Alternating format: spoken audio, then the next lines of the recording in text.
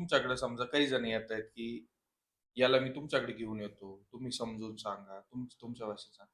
मग त्यांना असं वाटत नाही का ते डिले झाले. त्या गोष्टीत डिले झालेत. 50 वर्ष हं. झाल्यानंतर त्यांना असं वाटतंय, की जे मी बाप म्हणून करायला पाहिजे होतं, तेच मला माहीत नव्हतं. मी कसं वागायला पाहिजे आणि आता तुमच्याकडे पाहून त्यांना असं वाटतं. कालचंच उदाहरण घ्या ना, तुमच्या मित्रांनी त्यांचा मुलगा आणला होता समजवायला. तर कुठं काय कमी पडते तुम्ही सांगा ना? त्याच्यात तुम्हाला काय वाटलं? म्हणजे तर मला जे वाटलं त्यांनी जे केलेलं चुका आहे, बापांनी पण चुका नाही करायला पाहिजे. मुलांनी चुका केल्या मग चूक तशा. म्हणजे काय? चूक म्हणजे जेच आपण वागतो, गेले बिड्या प्यायला, पुढे गेले दारू प्यायला, पुढे बसले जेवायला, पुढे बसले धाब्यावर. पण मग ह्या त्यांनी गोष्टी आपण तेवढा करतो. फरक वैयक्तिक आहे ते. पण तसं ते त्यांचं वैयक्तिक आहे.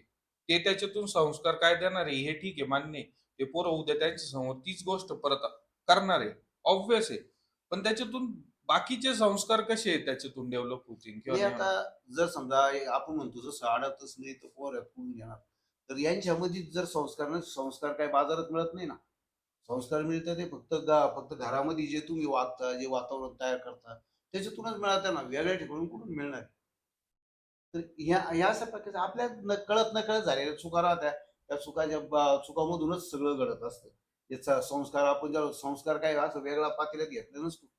संस्कार ही गोष्ट अशी असते, की ती चालता-चालता आपल्याकडून झालेली कळत-नकळत झालेली चूक राहते तीच तीच असते. संस्कार काही वेगळं नसतं काही. का ते बाजारात भेटतं असं काही नाही.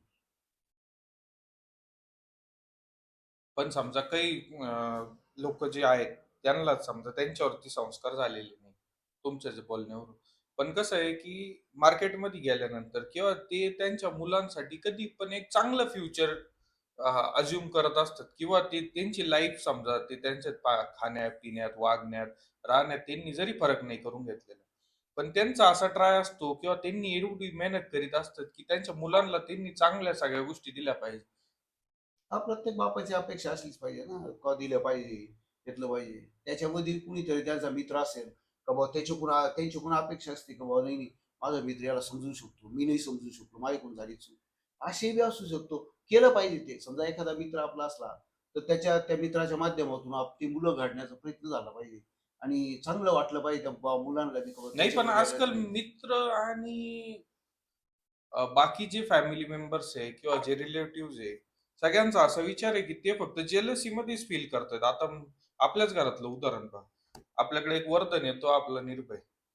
दोघा जणांमध्ये आपण जर त्याला जर खाऊ घालायचं असलं, तर आपण त्याला म्हणतो, की "ए निर्भय खाऊन घे, नाहीतर वर्धनला देईन." नाही मग त्या मग गोष्टी ह्या ज्या आपण गोष्टी ह्या आपण घरातूनच तयार करतो का यांच्यामध्ये कॉम्पिटिशन? जर समजा फ्युचरमध्ये जर समजा वर्धन जर एका पोझिशनला गेला किंवा वर्धननी जर एखादी क्लास 1 पोझिशन जर अचीव्ह केली, तर त्यानंतर ह्या निर्भयला बाय डिफॉल्ट तुम्हाला असं वाटत नाही का बाय डिफॉल्ट त्याला त्याचा त्रास होणार आहे? होईल ना, होतोच आहे. ते काही चुकत नाही कोणाला. मग आपण असं घरातूनच सुरू केल्यानंतर आपण अशा अपेक्षा का करावी? ते घरातून झाल्यापेक्षा कळत-नकळत हे काय होणाऱ्या चुका राहत्या. या काही जाणून-बुजून कुणी आई-बाप करत नाही, कुणी पोरं करत नाही. असं नाही होत ते. पण कधी-कधी चुकून एखाद्याला जास्त हे केलं जातं, डोक्यावर घेतलं जातं. एखाद्याला खाली, एखादा आवडत असतो, एखादा आवडत नसतो. असंही होतं कधी-कधी आणि ती गोष्ट लक्षात येत नाही. पण त्याचे परिणाम त्या कधी-कधी पोरांच्या मनावर होतात. ज्यावेळेस पोरं मोठी होतात, त्यावेळेस असं वाटत असतं का, बापाने त्याला चांगली वागणूक दिली. बापाच्या मनामध्ये असं काहीच नसतं. बापाला सगळे मुलं सारखे राहतात. असं वाटत असतं का हा जो खाली राहतोय हा राहायला नाही पाहिजे. तो नेहमी पुढे जायला पाहिजे. ज्या जगाच्या नजरेमध्ये त्यांची किंमत वाढली तर आपली किंमत वाढते. जसं तुमचं नाही का आता झालं. तुम्ही तुम्ही जर सगळ्या चांगल्या सर्व्हिसच्या ठिकाणी गेले, चांगल्या चांगल्या पोझिशनला गेले, तुम्हाला एक अभिमान वाटतो ना. लोकं मला म्हणायला लागले की "बाबा नाही, नाही." मग माझ्याकडे पाहण्याचा दृष्टिकोन बदलला. हेच प्रत्येक बापाला वाटत असतं का माझा बी अभिमान वाटला पाहिजे. माझी मुलं कुठेतरी गाड्यात आले पाहिजे. एखादी कारखाना पाहिजे. असं प्रत्येकाच्या बापाचं स्वप्न असो. त्या बापाने काहीही केलेलं असो. पण ते प्रत्येकाला वाटत असतं, की बुवा असं असलं पाहिजे आमचं. पण मला असं वाटतं का दरवेळेस राग-राग करूनच सांगणं हा पर्याय आहे का? कारण की मला आठवतं का जेव्हा-जेव्हा तुम्ही रागेच्या भरात आम्हाला बोललेले, आम्ही ते तिथल्या तिथं सोडलेलं आहे. पण एखादी गोष्ट जर चांगल्या अर्थाने सांगितलेली, चांगल्या अरे एक्झाम्पल देऊन सांगितली, ती आम्हाला जास्त भावलेली आहे. आम्ही त्या गोष्टीकडे जास्त लक्ष दिलेलं आहे. तुम्हाला नाही वाटत का का हा बदलला पाहिजे सांगण्याचा? अरे नाही, नाही बरोबर आहे. तर ते तुमच्या वयाचा दोष आहे ना. ज्यावेळेस मी रागवत असतो त्यावेळेस ती ती गोष्ट मला माझ्याकडून झालेली चूक दिसत असते मला, का हा काय चूक करू राहिला. उद्या काय होणार, जसं एखादा ड्रायव्हर आहे चांगल्यापैकी, तो जर चालला रस्त्याने आणि एखादा बिगर शिकलेला जो ड्रायव्हर आहे रस्त्यावर एका गाडी घेऊन चाललेला आहे, तर त्या ड्रायव्हरला कळतं ना, अरे हा धडकणार आहे, अरे हा धडकणार. तसंच असतं बापाचं बी. असं वाटत असतं की हे पोरं जे चूक करू राहिले आता पुढे जाऊन तो काय करणार आहे हे बापाने आधी भोगलेलं असतं ना. तो वयाचं जे असतं ना, अंतर असतं ना, त्याच्यामुळे तुम्हाला असं वाटत असतं की बाप चिडवतो. चिडत नाही, त्याला समजून सांगायचं, ती भाषा तशी येते त्या काळामध्ये, तिची भाषा तशी असते की याला किती सांगितलं तर ते ऐकतच नाही. मग तो चिडचिडा बनतो, पर्यायी त्याला असं वाटत असतं ही घाणाची, हे नालायकच पोरग आहे असं वाटत असतं, कदाचित असंही होतं त्याला. नाही, पण मग त्याचा फायदा नुकसान ते आई-वडिलांसोबत मुलांचा बी होतं असं नाही वाटत का तुम्हाला? हा, होणारच ना. मग ते मुलं लांब राहण्याचा प्रयत्न करतात. मग ते घरी समजा जिथं त्यांना 8 दिवसात, 15 दिवसात येण्याचा चान्स आहे, ते तिथं महिन्यात येण्याचा प्रयत्न करतात. आणि नंतर मग लग्न झाल्यानंतर तर तुम्हाला माहिती आहे आजची सिच्युएशन आपल्या गल्लीतली म्हणा, गावातली म्हणा, काय झाली की ते लोकं कुठेतरी चांगल्या ठिकाणी सेटल आहे. ते ट्राय करतात की हां, ठीक आहे वर्षातून एखाद्या वेळेस जाणं झालं तर जाऊ आपण. मग ते कुठेतरी आई-बापांनी पण नंतर असं म्हणू नये की पोरं येती नाही. मग पोरांची आपल्यात वाट पाहत काय कमी बसणं. राहिलं. नाही, बरोबर आहे ना. ज्या वेळेस ना कधी कधी माणसाची मन कळत दुखून जातात. का बुवा असे मुलं आहे समजा, का जे नेहमीच नेहमीच असं त्यांनी गृहीत धरलेलं असतं, वडिलांना वाटत असतं का बा हे जाऊ दे मरू दे, हे घेऊन नसला पाहिजे इथं, घरातच नसलं पाहिजे पोरग, कारण हे नेहमी चिडचिड करतो, कुठंतरी भटकत राहतं. का भटकत राहतं, बापानी विचार करायला पाहिजे का आपल्या मुलाला आपण जर घर आहे, घरामध्ये त्याला बाहेर जाऊन आनंद मिळतो, आपल्या घरामध्येच आनंद द्यायचा प्रयत्न बापाने केला पाहिजे, आई बापाने त्याला समजून घेतलं पाहिजे. आणि त्या मुलांनी बी मुलांना असं वाटलं पाहिजे का "बुवा, नाही आपल्या घरात गेलं तर आपल्याला आनंद मिळतो, बाहेर किती 2 दिवसाच्या आनंदाने किंवा 2 दिवसाच्या टूर केल्याने काही आनंद मिळत नाही. घरामध्ये आनंद निर्माण करायची आई बापाची ताकद पाहिजे, कारण त्यांनी ते संस्कार म्हणण्यापेक्षा ते वातावरण घरात तयार केलं पाहिजे. असं असं असलं पाहिजे घरामध्ये. तुम्ही सांगा बरं तुमचे, आता ठीक आहे तुम्ही हे निर्माण करायचा प्रयत्न केला आणि केला पण, काय की आम्हाला आम्हाला तर ओढ लागली तीच करायची. पण तुमचे किती मित्र आहे का ते असंही आहेत, तुम्ही सांगितलेलं आता ते ते तसंच करताय, पालन करताय, म्हणजे नाही तुमचं काही नाही, डिस्कशन ते झालेलं आहे का? ते सगळ्यांना जमन असं नाही. प्रत्येकाला ज्याचा त्याचा स्वभाव असतो. त्या स्वभावानुसार कधी कधी एकेकुरी असते बापाची. बापाला आवडत असं पूर्ण असंच केलं पाहिजे असं नाही करणार ना. ते कधी कधी फ्रीडम बी दिलं पाहिजे, कधी कधी स्वातंत्र्य बी दिलं पाहिजे बापाने. आता तुम्हाला अ, घरापासूनच वाद निर्माण होतो. आपल्या समाजाची जर एक गोष्ट म्हणायला गेलं तर आपल्या समाजाचे म्हणजे मराठा समाजाचे जे वाद आहे ते घरातूनच निर्माण होतात असं तुम्ही एक वाक्य वापरलं होतं. त्याचं म्हणजे काय असं कारण आहे? हा, बरोबर आहे. ते तिकडची त्याला असेल, इकडच्या असेल. मी जरी मी भलं दुसरीकडे राहील, पण परिस्थिती अशी आहे का मीच निर्माण केली. उद्या कोणी म्हणणार नाही की ही भिंत पाडायची आहे, ते घर तयार करायचंय. असे असे बापानी ज्यावेळेस बापाच्या मनगटात बळ असतं ना, त्याच वेळेस त्यांनी सगळ्या गोष्टी, शेती असू, घर असू, ते मला अनुरूप नाही पाहिजे. मला वाटेल तसं नाही पाहिजे. मला 2 मुलं आहेत, तर मी त्यांची व्यवस्था सुद्धा तशी सेपरेट करायला पाहिजे. ही माझ्या वही तयारी पाहिजे. मग मुलांची वाद होणार नाही.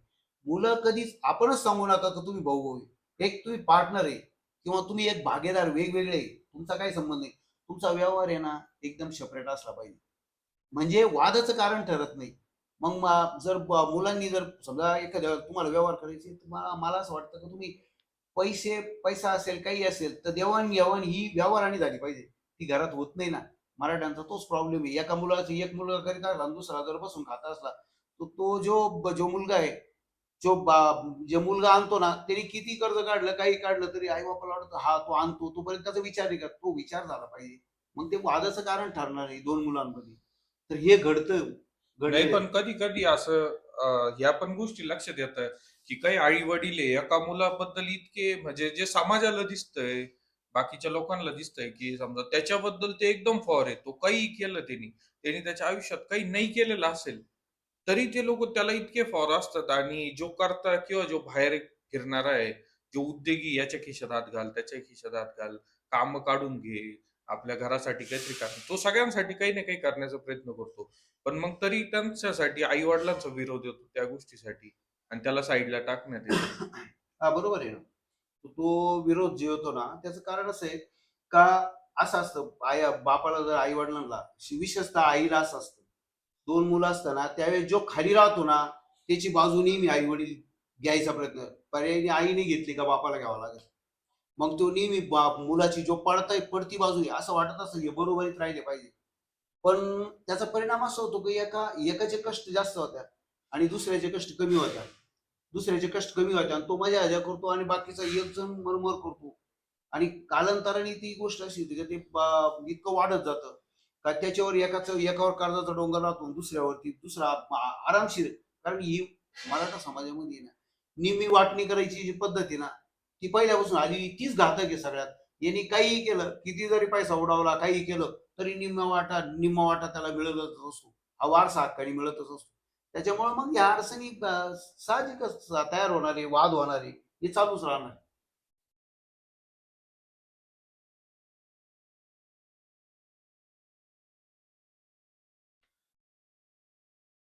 कमावत्या मुलांनी आई वडिलांना फ्रीडम द्यावा किंवा मग आई वडिलांनी मुलांना फ्रीडम द्यावा की नाही, याच्यावर तुमचं काय म्हणणं आहे? नेमकं तुला फ्रीडम कोण पाहिजे? आई वडिलांना पाहिजे की मुलाला पाहिजे? दोघांना पण पाहिजे. समजा मुलगा कमावतो झाला, जसं आपलं पहिलं प्रश्न आपण हे करत होतो, विचार करत होतो, की समजा मुलगा कमवायला लागल्यावरती त्यांनी आई वडिलांना फ्रीडम द्यावा. नाही आता नाही, जर समजा आई वडील समजा त्याचं सगळं पालन पोषण करतात, मग त्यावेळेस त्यांनी त्या मुलासाठी फ्रीडम द्यावा. म्हणजे या फ्रीडमचा नेमकं काय उपयोग, दुरुपयोग किंवा लोकांनी दिला पाहिजे, नाही दिला पाहिजे? नाही, जे फ्रीडम म्हणता तुम्ही, फ्रीडम तुमच्या भाषेत सांगा, आमच्या भाषेत स्वातंत्र्य म्हणायचं. ते स्वातंत्र्याचा अर्थ जर तुम्हाला कळत असेल तर दोन्हीला बी लागू येतो. समजा मुलाला स्वातंत्र्य दिलं म्हणजे काय, तर त्यांनी काही करायला निघायचं, जे आहे ते मर्यादा ओलांडायच्या आणि पुढं पण हे करायचं. पुढं मुलांसंग बस, पुढं ते हे कर, पुढं वाईट संगतीला जाय, असं नाही पाहिजे. जे आपण ज्याला स्वातंत्र्य म्हणतो ना, स्वातंत्र्य त्याला कळलं पाहिजे किंवा आपण कसं वागलं पाहिजे. आई वडिलांना ज्यावेळेस आपण म्हणतो बुवा नाही नाही माझ्याकडे मला पैसा पाणी येतो, मग दोन पैसे आई वडिलांवर खर्च केला पाहिजे. त्या आई वडिलांना समजलं पाहिजे का बा आपण कुठं फिरतोय. जर 4 दिवस झाले का, जर निघाले यात्रेला, 4 दिवस झाले का चाललो मी या देवाला चालेल, अरे त्या त्या गोष्टी पण आई वडिलांनी समजून घेतल्या पाहिजे. आम्ही कष्ट केले याचा अर्थ काय? देव काय म्हणतो का येऊन आणि दररोज 2-2 महिने 4-4 महिने माझ्या दारात फिरा, असं नाहीये.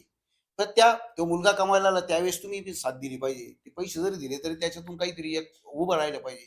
शेवटी दवाखाने वगैरे हे जे लोड आहे हे मुलावर येत्यानंतर मग त्याच्यामुळे एकमेकांमध्ये चिडचिड होते. आज जे लोक म्हणतात वृद्धाश्रमात जायचे वगैरे, वृद्धाश्रमात जायचे वगैरे जे प्रकार आहे, कोणते मुलं नेऊन घालता.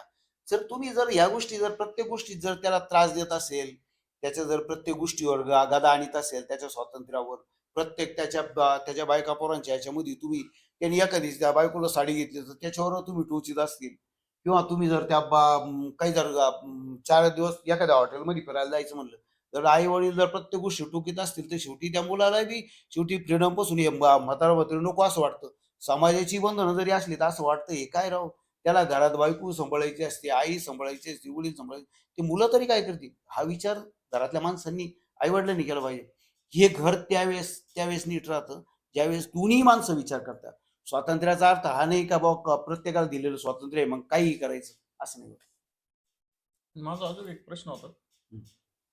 का मित्र आहे माझा, म्हणजे आता 3 वर्ष झाले, तर चांगलं चांगलं पॅकेज लागलं होतं आणि अराउंड 1.5 ते 2.5 लाख रुपये तो महिना कमवत होता. तर मग घरच्यांनी फोर्स करून, म्हणजे घरची परिस्थिती पण चांगली त्यांची, की 10-15 लाख रुपये सरळ कॅश पडलेले आईच्या अकाउंटमध्ये, 20-25 लाख रुपये वडिलांच्या अकाउंटमध्ये पडलेले.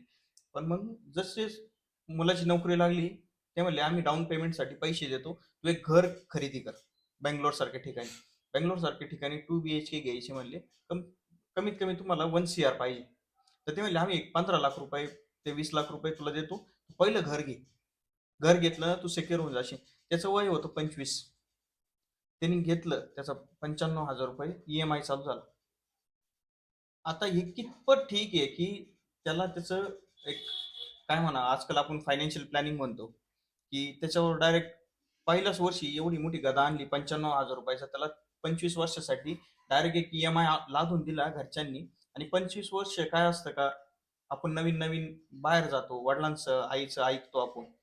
पण आता तोच मुलगा घरच्यांसोबत बोलत नाही का, तर त्यांनी एवढ्या कमी वयात त्याच्यावर एवढी मोठी गादा आणून ठेवली, त्याला काहीच करता येत नाही. नाही बरोबर आहे ना, ही आघात आहे. पूर्वीच्या काळी ना हे असं व्हायचं. मराठा समाजामध्ये आता तुम्हाला माहित नाही ते.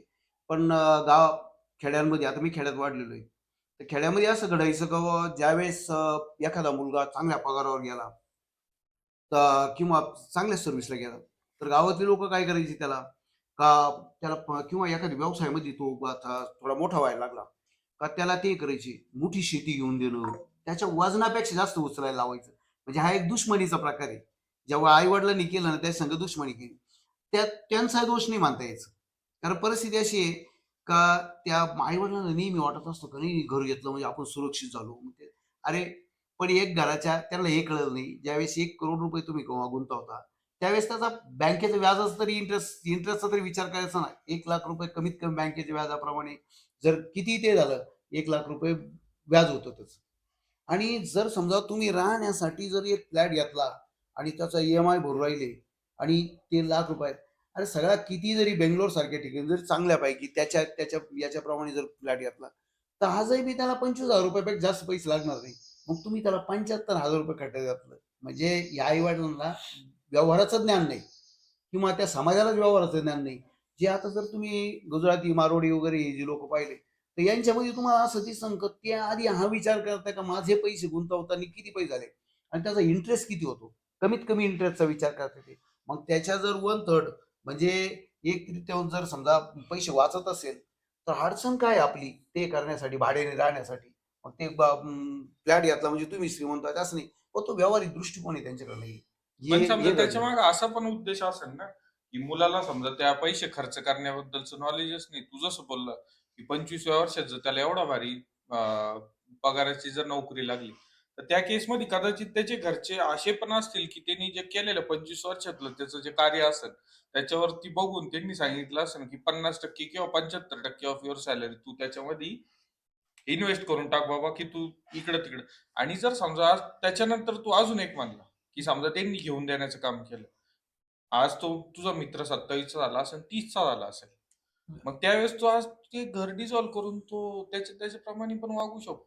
पण त्याच्यासाठी दूर जायची गरज नाही मला असं बरोबर. वाटतं. नाही आता आमचा आमचा याबद्दल डिस्कशन होत असतं. आता काय झालंय का ह्या गोष्टीमुळं आता 3-4 वर्ष झाली त्या गोष्टीला. त्याला असं झालंय त्याच्या खर्चांवर गदा आणल्यासारखं झालंय. आता त्यांच्या घरात झाले वाद. वाद निर्माण झाले का तुमच्यामुळे मी हे घर घेतलं. मला या घराची गरज नव्हती. मी दुसरीकडे कुठेतरी 1 BHK घेतला असता. मी 2 BHS घेतला. एका ठिकाणी घेतला. ठीक आहे, आज त्याची व्हॅल्यू जादा आहे. या गोष्टी. पण त्याला जो EMI बसतोय कारण की आता मध्यंतरी कोविडमुळं कोविड झालं. नंतर अपग्रेडेशन झाली आहे ते. त्याचा पगार जिथं आहे तिथंच आहे 3 वर्षापासून. तर त्याला चेंज करायचं जरी म्हणलं, कारण की तो एवढा कमी वयात लागलेला होता. त्याला चेंज करायचं म्हणलं, तरी तेवढं पॅकेज त्याला आज कोणी ऑफर करीत नाही. आता त्याचं असं झालंय का तो कंपनीत पण अटकला, कारण की त्याला एक फिक्स इन्कम पाहिजे. जर ते भरलं नाही, तर ₹95,000 कुठून देणार आहे? प्लस त्याची गाडी आहे. कारण की त्याला जायला आता बंगलोरला कोणी पण जर जॉबला जरी गेलं, तर तो सेकंड हँड गाडी घेतो. याला नवीन गाडी घ्यावी लागली. ठीक आहे, त्याचा पगार तेवढा होता. त्याचं गाडीचे EMI, तो फोन कॅरी करतो त्याचे EMI, त्याचे एक्सपेन्सेस, बाकीच्या गोष्टी पण भरपूर वाढून गेल्या. आणि आणि त्याच्या घरच्यांनी त्याला अजून लादायला चालू केलं. कारण लादायला म्हणजे का का तू घरी पण लक्ष देत जाय. घरचे आता शेती बघायला आले, घरी पण लक्ष देत जाय. घरी पण 20-25,000 तू काय करतो काय? ₹2.5 लाख करतो काय? तुझ्या गाडीचा EMI ₹20,000 तुझ्या त्याचे घरचा पैसे मोजायला सुरुवात मोजायला केली नाही त्याची. सुरुवात केली. असंही बी होतं कधी म्हणून कधी. भांडणं चालू झाली ना नाही त्यांच्यात. नाही ते ते बरोबर आहे. पण कधी काही असंही बी होतं का पगार राहतो ₹1,00,000 बाहेर जाताना मोठेपणासाठी ते 1.25 लाख 1.5 लाख सांगत राहत्या. मग तो बी तुम्हाला कधी कधी कव्हर नाही करतायत. तो ते बी पोराचे. तुमचा दोष आहे ना तो. का हां. ज्या वेळेस तुम्ही पगार ₹1,00,000 असेल तो 1.5 लाख सांगायला जातात, 1.25 लाख सांगायला जातात. मग त्या घरच्यांनी आणि बाकीच्यांनी गृहीत धरलं असेल याला एवढा पगार आहे मग ते काय. मग तुम्ही कुठून कव्हर करणार आहे? नाही, सांगायला आपण दुसऱ्याला सांगतो. सपोज आता हा. मी माझ्या मित्रांना आता 4 जण उभे आहे. सपोज मला ₹1,00,000 आहे, तर मी सांगेन मी 2-1 लाख कमवतो. मी डबल करून सांगतो. कोण ज्याला 40 आहे तो 80 सांगतो. पण घर असं आहे का तिथं ट्रान्सपरन्सी राहते. ऍटलीस्ट वडिलांना, आईला नाही मित्राला कोणाला तरी असंही नाही असं म्हणता येत. कधी नाही कधी असं म्हणजे मी याच्यावरून सांगतो का ठीक आहे, त्यांनी डबल सांगितलं असेल, ट्रिपल सांगितलं असेल. पण एक टाइम येतो का नाही हो माझ्याकडे नाहीये, हा माझा पे पण स्केल एवढा त्यावेळेस आहे. मान्य करत नाही ना, त्यावेळेस घरातले मान्य करत नाही. तुम्ही ज्यावेळेस सांगत जाता त्यावेळेस ते पाठ करून ठेवलं जातं. एखादा जर गृहीत धरलं समजा 80,000 पगार आहे, एखादा म्हणतो हा ₹1,00,000 पगार आहे, ₹1,00,000 पगार आहे. ते त्याच्या मनावर बिंबल्या जातं.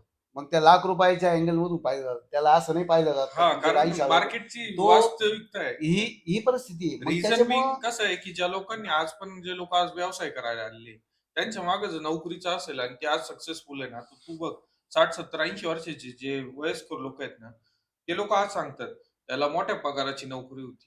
म्हणजे काय होतं, अझम्पशन होतं त्यांचं. तो तिथं काय करत होते त्यांना माहित नाही. तो कोणत्या नोकरीला होता काय माहित नाही.